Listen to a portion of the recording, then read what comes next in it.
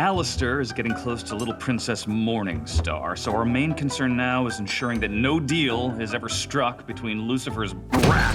With the first season of Hazbin Hotel wrapped up, fans of the series are eager to see what comes next for Charlie and her friends. The hotel's residents made many friends and enemies during their adventures in Hell, and many of them will likely return in the second season. One of the more prominent threats includes the Vees, 3 overlords who have banded together to create a multimedia corporation perfect for dealing in souls. The creator of the series, Vivienne Medrano, recently had an interview with Screen Rant, where she weighed in on her thoughts about the Vees and what their futures had in store. According to her, the second season centers around the Vees, especially Vox, and their conflicts with the other characters. In today's video, we're considering what trouble the Vees will bring in future seasons because of their newfound role in the story. I think it's made pretty clear in the ending episode that the Vees are going to be a bigger part of season 2. Number 1.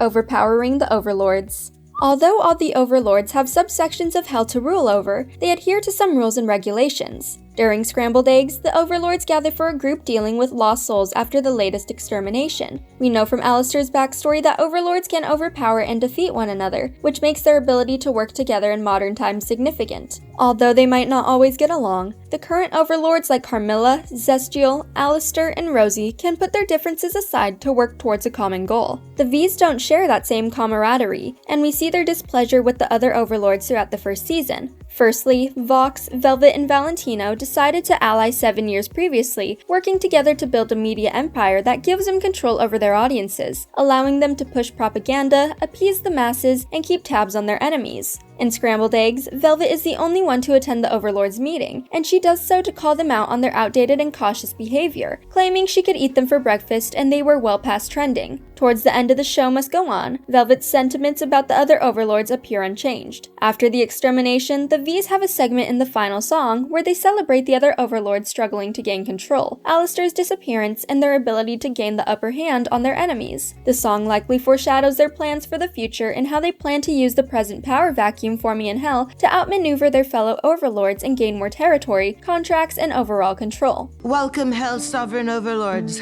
I've invited you all here because you represent the controlling powers of our city. Number 2.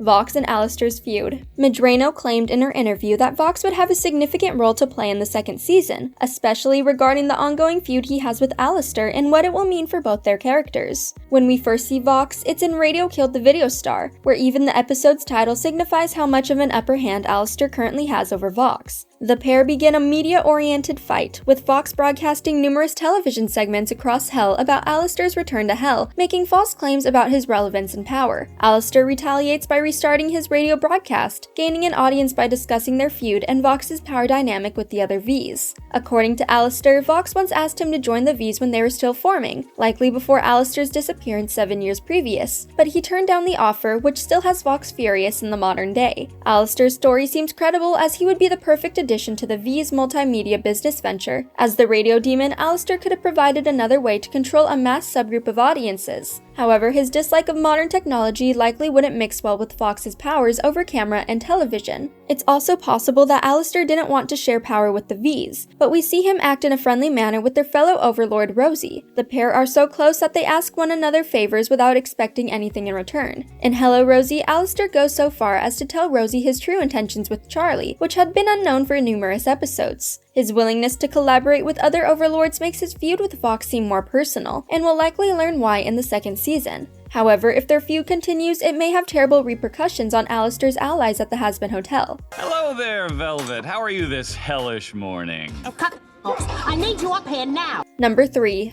Valentino's contract. While all the Vees have an antagonistic role in the first season, Valentino appears the vilest due to his relationship and on-screen interactions with the fan favorite Angel Dust. Valentino makes contracts with sinners due to their ability to work in adult films, and he has single-handedly turned Angel Dust into a known celebrity throughout Hell. However, we learn in Masquerade how terrible their working dynamic is, with Angel Dust forcing himself through 16-hour workdays where he faces constant physical and emotional abuse. Angel Dust has reservations about working with Valentino, but fearfully continues working with him due to their contract. When Charlie arrives at Valentino's studio to help Angel, she ends up putting him in hot water where he's reprimanded for her interference and told to send her away. okay, reminded by Valentino that he must do as their contract says, which includes working under terrible conditions. Later, Husk confronts Angel for his self-destructive behavior, and Angel claims that if he's broken enough, he believes Valentino may not want to use him anymore. However, talking honestly about his terrible situation becomes Angel's first step towards redemption and breaking away from Valentino's control. In Welcome to Heaven, Angel stands up to Valentino when he threatens Nifty. The confrontation is a turning point for his character as he finally finds the strength to face his situation head-on. Granted, speaking his mind leads to Valentino striking and harming him. Despite the risks, Angel's ability to rebel against an Overlord will likely influence their relationship in the second season, with a subplot dedicated to Angel Dust trying to break their contract. And you can do anything you want to me there,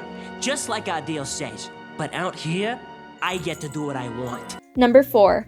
Velvet ruining the hotel's credibility. Velvet's claim that she's the backbone of the Vees comes with credibility. Throughout the first season, we witness her navigating social media to keep tabs on her allies, current trends, and changes throughout Hell. Seemingly, she's the one who keeps tabs on their world while gathering and reporting information to her fellow Vees. Velvet is in a fantastic position to gain more control because from what we see of Pentagram City, the sinners there are living in the same digital age as humans. Much like a modern influencer who gains credibility with a large audience, Velvet could use her presence online and through social media to strike down the Hazbin Hotel's reputation. In the pilot, no one took Charlie's dream seriously after a terrible news interview ridiculed her. However, her favorite changes after that news station covers how she and her allies helped prevent an extermination and the show must go on. In the second season, all eyes will be on Charlie as everyone waits to see what the Princess of Hell will do next. Velvet could add to that pressure, using her social media presence to enhance the amount of notoriety the hotel receives, only to reveal half-truths or lies about the hotel or its residents to ruin Charlie's credibility, potentially bringing her back to the same social standing she had in the first season. Yes, I know. They're all... Thank you, V. See you soon. Number 5. More spies. When the Vees first realized that Alastor had a connection to the Hazbin Hotel, they devised a plan to receive inside information about what he and Charlie were planning. In Radio Killed the Video Star, Vox sends Sir Pentious to become a double agent within the hotel, but Angel Dust catches him in the act while he's preparing a camera to record the hotel. Fortunately, Charlie decides to give Sir Pentious a second chance, which inevitably leads to him becoming the first redeemed soul to enter heaven. In hindsight, Sir Pentious was capable of redemption, but that doesn't mean the Vees had a flawed plan. They could benefit from spying on their enemies, and the second season would be the perfect time to send more adequate informants to the Hazbin Hotel. Now that her establishments were built from the ground up, Charlie will be searching for new sinners to have a second chance, which could also give the Vees the opening they need to learn everything about the hotel from the inside. I made a deal with Alastor.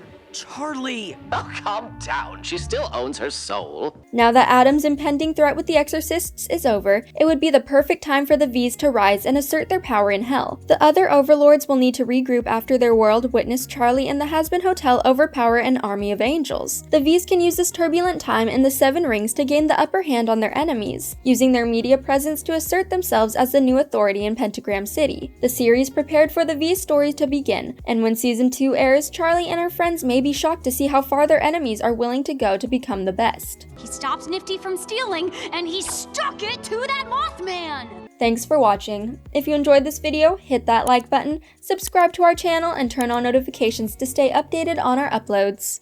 I didn't even know that was possible. If you did, would you have told me? Charlie!